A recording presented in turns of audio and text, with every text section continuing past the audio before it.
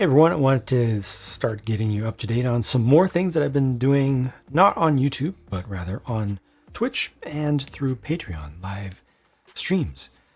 Definitely follow me over on Twitch. It's just the JANG is the channel name if you want to see most of my live building stuff, including sets and custom stuff. So here in Bricklink Studio is some stuff that I've been working on for my Minecraft layout.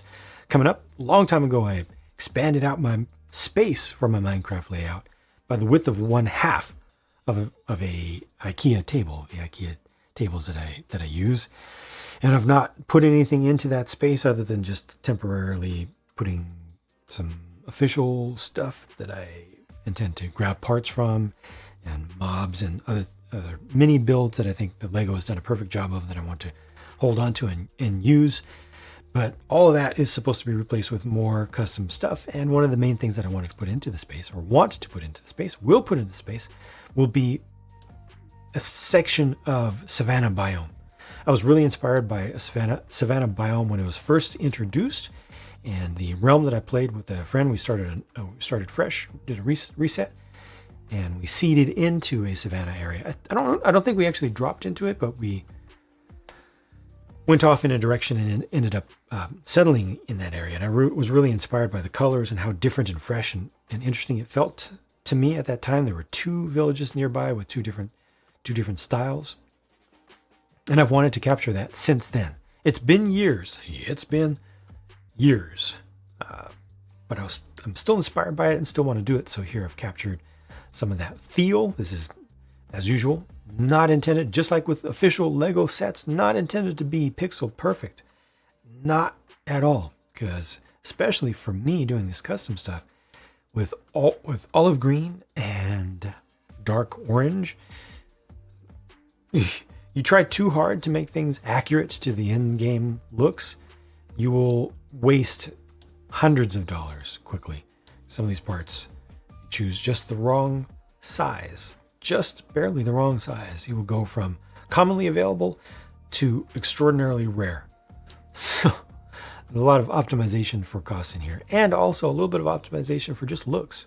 Wanting this stuff to just look appropriate relative to the size of minifigs, and for a casual viewer, for hypercritical folks looking for things that are off by a pixel, things that should be cubic that are actually, that should be 4 plates high, but that are only 3, or that should be 4 and are actually 5, or anything like that. I can't help, but this is what I came up with for some of the trees, just some small to medium versions of the trees. Actually, I guess that would be oak over there, and then acacia or acacia trees, and then some village structures, some generated village structures with a medium house, a couple small houses. Lego doesn't really have a good version of the dark yellow color. I forget what the name is in universe in Minecraft, but Lego doesn't have a good dark yellow, so I'm using dark tan instead. That's what that represents over here for the body of this house. It's not really showing up. The saturation isn't really there. Doors, yep, I'm going with brown doors. If you don't like that, that's too bad. I'm going with brown doors. They work for me. And dark orange, yeah, nah. Little meeting space with a couple little pools there. I'll probably do one more variation, something just custom for this. Most important for me was getting this in the weaponsmith or weaponsmith or blacksmith shop. I like how the iron bars worked out here. And again, not pixel perfect at all. Nope, it's not. And that's just too bad. It's going to be like this. Like the size of it, like the shape of it, feels right to me. Captures the essence of the space, of the structure, of the shape. I think for cobble things, I might need to consider, obviously in a village setting, savanna village setting, a lot of stuff is using acacia wood, logs viewed from the outside, where you see the bark unstripped. We really don't. I could do the profile bricks that have the vertical lines on them, like I was using some of those out here, but complicates the build significantly. I may consider inserting some of those in just a little bit to add some texture. We'll see how I feel after building a couple of these structures. But then for cobble, I could use some masonry bricks, but I do not want to use too many masonry bricks, because then it starts to set the standard that anywhere you see this particular type of block, you need to use this particular more expensive, more complex, less versatile piece. And I'm just not trying to do that. Again, the most important thing for me is just capturing the overall feel of the space. And I definitely feel that looking at this, that captures the feel. So this is a success for me. It'll be more of a success once I get it built. Small version of a butcher shop here with a smoker out back. My hope is to be able to fit one cow into the space. Maybe an adult one and a baby one. That's it. That's all I need. I think I have more structures here that I can fit though, because I want to put other stuff on that half table, in that half table space. Plus I need to do some transitions from the existing biomes, the existing chunk where the chunk ended. So I might not even be able to end up building all of this. This is a custom structure here, is inspired by REI Outdoor Outfitters. I don't know if REI even exists anymore, but that's where the inspiration came from. So I went with it. This is off by one. You can see that. There. All better. 100,000% better.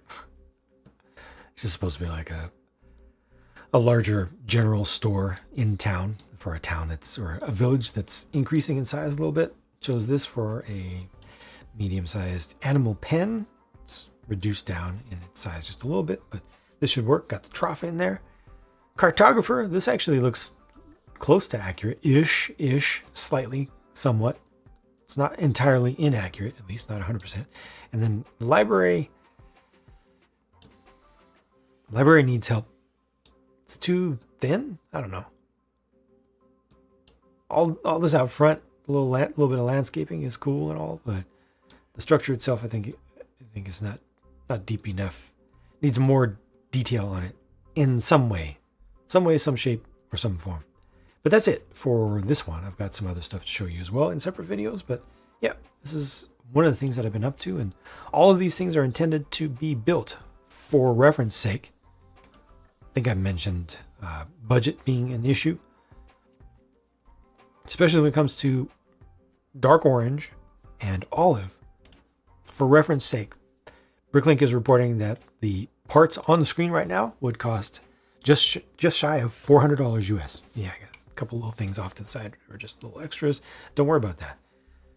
$400 US is a lot of money just to make these small, simple little structures.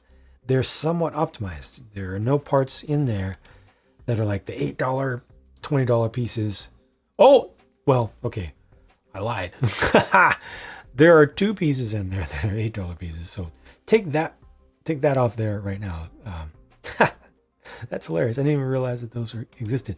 I used in some of my other mock-ups, I use parts that simply don't exist, or colors that simply don't exist. But yeah, that results in that prices being zero. But just to represent people, I put a couple of them around there. So still over $350 for this simple stuff. And this is so simple, no interior detail, so blocky.